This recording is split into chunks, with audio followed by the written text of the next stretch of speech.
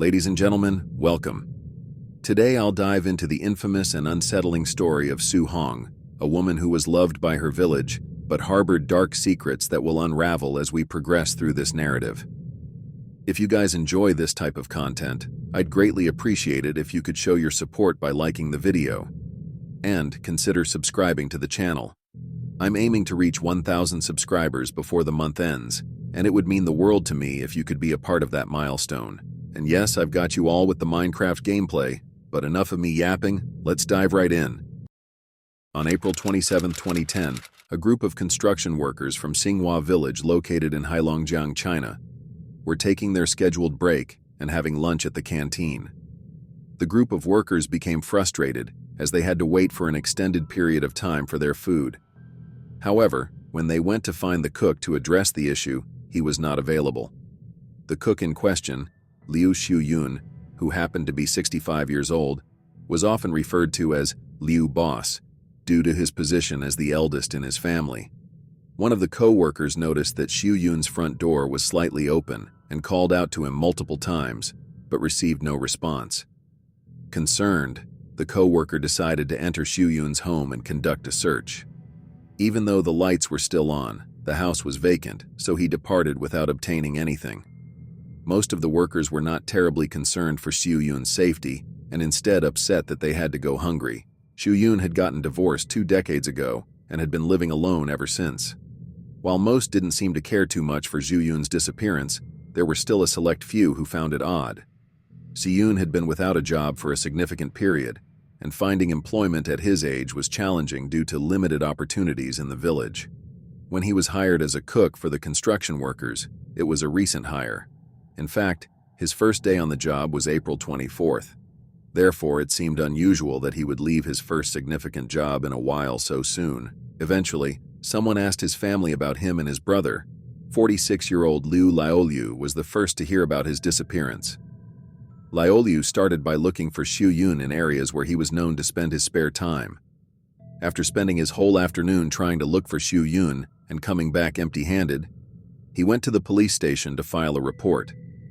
The police, for their part, didn't have much enthusiasm for the case and barely even looked for Xiuyun, while Laoliu returned home and waited for any news. On April 29th, some other villagers had a need to schedule a meeting with Laoliu for a particular matter. They arrived at his residence, and similar to his brother's previous situation, they found the door open and the lights on despite nobody being present. The villagers conducted a brief search for him, but upon not locating him, they opted to make a call to his cell phone. Nonetheless, it was noted as uncommon and contrary to Laoliu's usual behavior that his cell phone was turned off. His family reported him missing to the police after they were unable to locate him.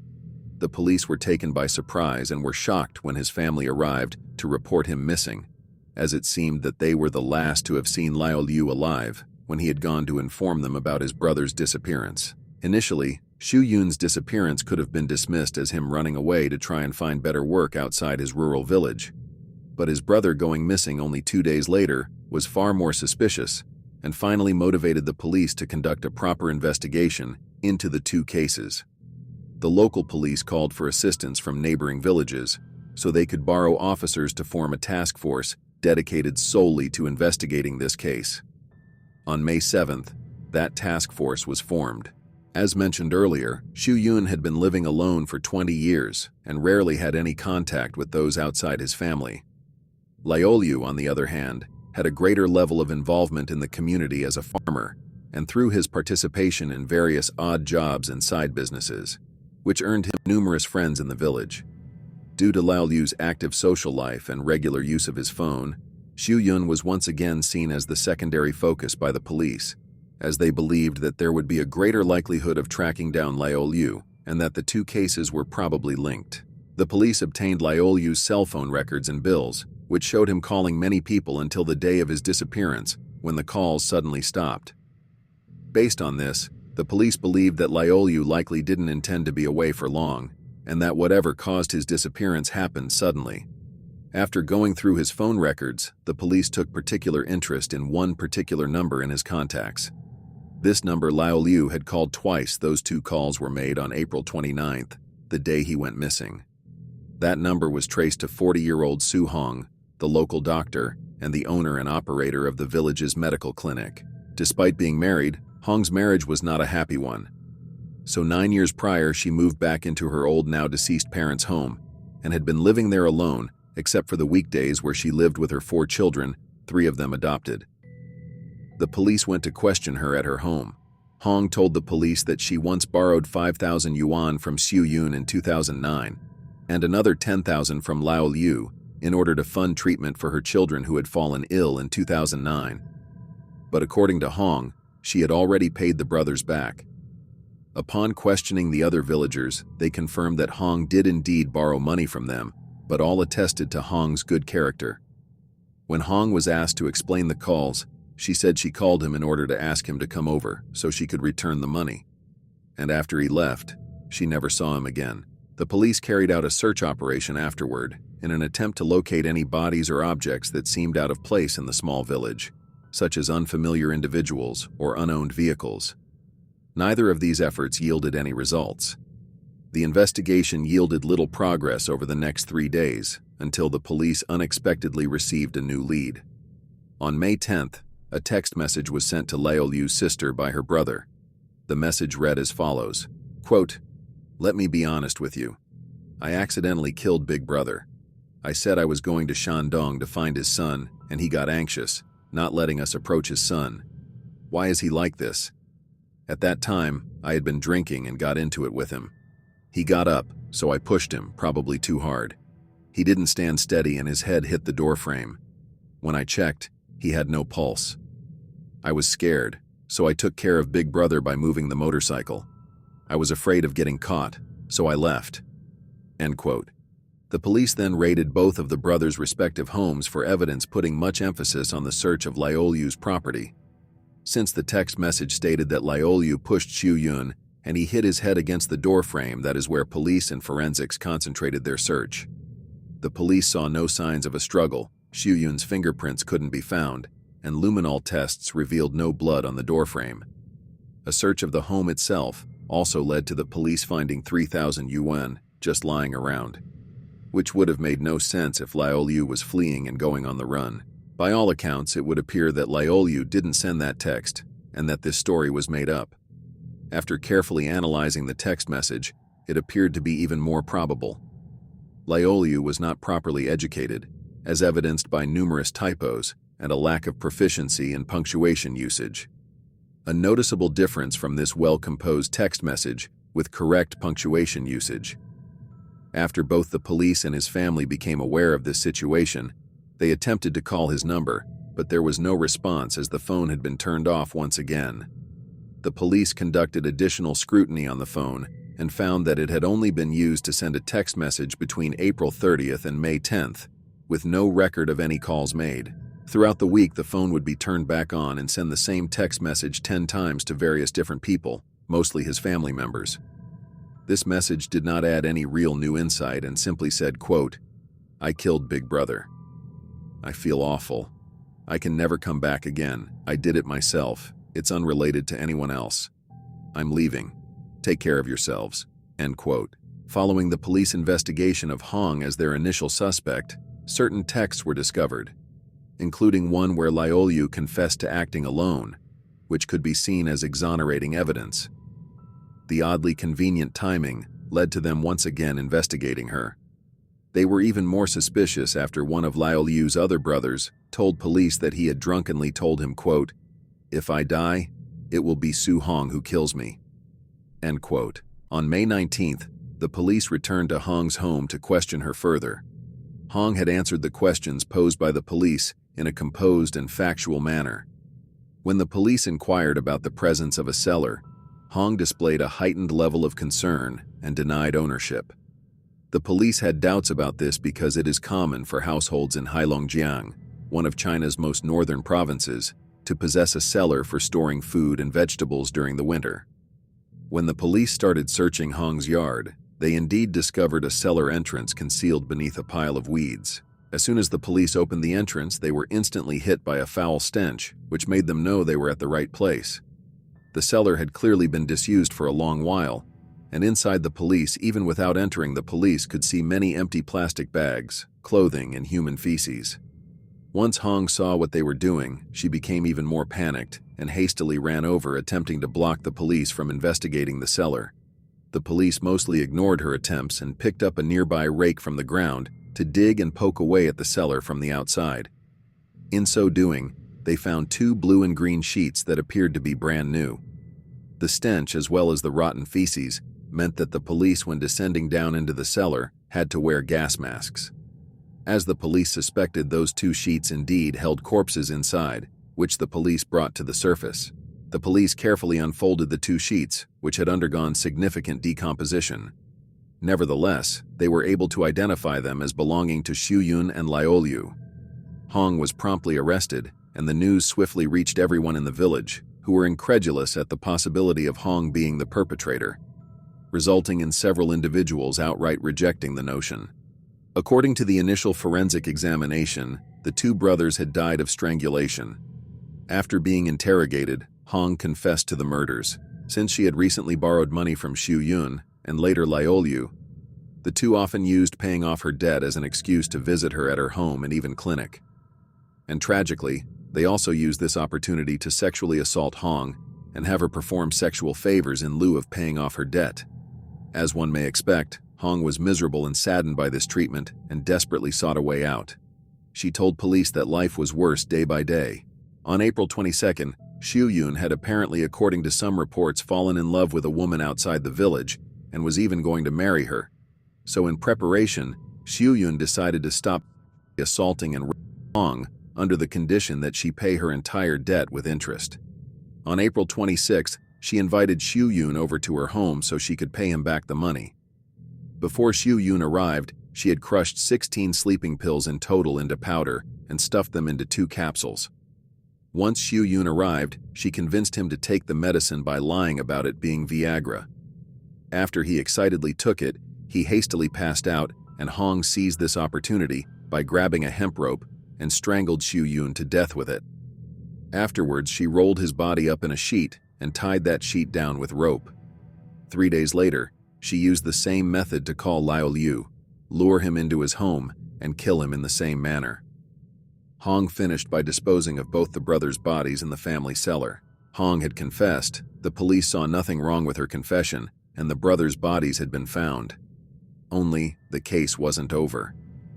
The police felt something was odd, as the brothers had both died relatively recently, but that cellar was still rancid and filled with human feces. So they thought something else was hidden down there. They were right to think so, as the officers still searching the cellar to clear it out and possibly find any more evidence, such as the murder weapon. But they instead found a completely different human skeleton, fully skeletonized with no flesh or skin remaining. The police promptly obtained DNA samples from the skeletal remains, which belonged to a woman, and proceeded to compare them with families of potential missing persons in the nearby area. The results were promptly received, confirming her as Li Suiying, sister-in-law of Su Hong. After undergoing 2 consecutive days of intense questioning, Hong eventually reached a breaking point and confessed to her involvement in Suiying's death. Hong's background and life were understandably a large factor in these 2 murders. Hong was born in 1970 in Ning'an. She had both a younger brother and sister, so her parents instructed her to do most of the household chores. In school, Hong studied medicine, and in 1986 she enrolled in Ning'an Health School and was assigned to work as an intern at the Second People's Hospital after her graduation. Her tenure at the hospital was a short one, as in 1990 she resigned in order to Xinghua Village and opened a small clinic there. In 1994 she married her high school boyfriend. This was an unpopular decision, and one criticized by her family, as she gave up a career for this wedding. After they got married, she relocated to her husband's residence situated in another village. Their marriage wasn't meant to last, as her husband was almost immediately cheating on her with other women. Hong had wanted to divorce him, but her parents convinced her otherwise. In this rural village, divorce was widely disapproved, which could potentially harm Hong's reputation and negatively impact her life progression. Eventually, they had a child together, and Hong had anticipated that the arrival of their child would improve their relationship. However, the spouse appeared indifferent and left all the responsibilities of parenting to Hong. Eventually, when Hong's daughter was 9 months old, her husband left the village to go to work in the south of China. As he was the main provider and was now on practically the complete opposite side of China, Hong was left without a source of income, so she took her daughter and returned to Xinghua village, where she reopened her clinic upon her arrival. Hong's life didn't get any easier back home since her siblings also left to go work in the south, meaning that Hong had to care for her parents, her nieces and nephews, her own daughter, and run the village's clinic at the same time. The clinic was not enough to provide for this many people, so eventually she was forced to use a tractor, work on the farm, and do all the work normally delegated to the men of the village. In 2001, Hong learnt from others that while working in southern China, her husband had started another affair with a local woman, moved in with her, and even got her pregnant. This was the final straw for Hong, who divorced her husband and began to fully settle into her home in the village. In February of 2003, Hong's sister had returned home and sought out Hong and confided with her. It was here when she confessed to another unknown murder. Her sister was married to Yan Bingtao and told her that she wanted to divorce Bingtao. The two had recently gotten into an argument over something trivial, and Bingtao had escalated the argument by hitting and attacking her, with her rushing over to Hong's home not long after the beating. That next morning, Bingtao had been roaming the village looking for her and later found himself at Hong's home. Hong had her sister hide while she attempted to convince Bingtao to leave. After he refused to leave, an altercation broke out in this argument. Bingtao threatened to harm his and his wife's children if Hong didn't, quote, return, end quote, her to him. Seeing him on the ground made Hong decide to rid the village of him completely, so she picked up a beer bottle and hit Bingtao across the temple with it. Bingtao began to bleed heavily and writhed, struggled, and twitched on the ground for 10 minutes before falling completely motionless. Even if most would have been offering Bingtao their sympathies, taking a life was still a heavily shocking and stressful event. She quickly called her father to tell her what happened, and he arrived not long after. Her father didn't blame Hong and assured her that he would take care of the rest. Hong watched as her father dragged his body toward a nearby tractor and poured gasoline over it. He then covered the body with a pile of weeds and lit it. Hong didn't see what happened next. To finish off the murder, Hong used Bingtao's mobile phone to send a text message to his family, explaining that he had left to go work in the south and would not be returning until he made enough money. This convinced his family so much that even in the 7 years between his murder and Hong's confession, nobody even reported him missing. In November 2005, Shuiying came back to the village after her employment in Ningbo, located in the Zhejiang province. The reunion got off to a difficult start as Shuiying began by requesting to borrow 10,000 yuan from Hong. She became upset when her request was declined. Later that day, Hong heard from her mother that Shuiying was having an affair which was, quote, smearing the family name, end quote. Hong was particularly upset by the act of cheating. She decided to act upon this anger once Shuiying went to sleep in her home. Hong got a piece of hemp rope and strangled Shuiying before disposing of her body in the cellar. Afterwards, wrote a fake letter and snuck it into Shuiying's family home. The letter stated that she had left the village for work with someone else and not to look for her. Her affair was common knowledge and the talk of the town, so nobody was suspicious or even looked for her. To better hide the bodies and smell, she would use the cellar to dispose of any garbage, dumping it in there, and later shoveling up feces and dumping it in the cellar too. Hong's mother passed away in 2006 and her father in 2008, with his death resulting in the location of Bingtao's remains being forever unknown. Hong likely would have never been caught if not for the Liu brothers actually having their disappearance properly investigated. Once the full story went public and was talked about on the news across China, many felt immense sympathy for Hong and were hoping she would get a lenient sentence, if any sentence at all. Hong, on the other hand, appeared to actually want the death penalty, telling the media that she would rather die than walk free and have everyone look at her and know what she did. The only thing she wondered was, quote, why do men always treat me like this, end quote. In January of 2011, Hong's prosecution began and she was quickly found guilty. Hong did not attempt to defend herself, confessed to her crimes, and went out of her way to express no remorse, urging the court to sentence her to death as soon as possible. The only thing Hong was concerned about was what would happen to her children afterward. The Mudanjiang City Court of Heilongjiang Province granted Hong her wish and sentenced her to death.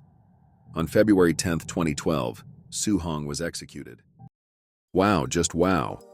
It was my first time reading about that, and all of it is crazy. She caught 4 bodies and wasn't caught until 7 years later. Talk about a real-life kill streak. But that's all for today. If you've made it this far, comment peanut butter down below. And once again, it would truly mean the world to me if you could hit that like button and subscribe. And until next time, ladies and gentlemen.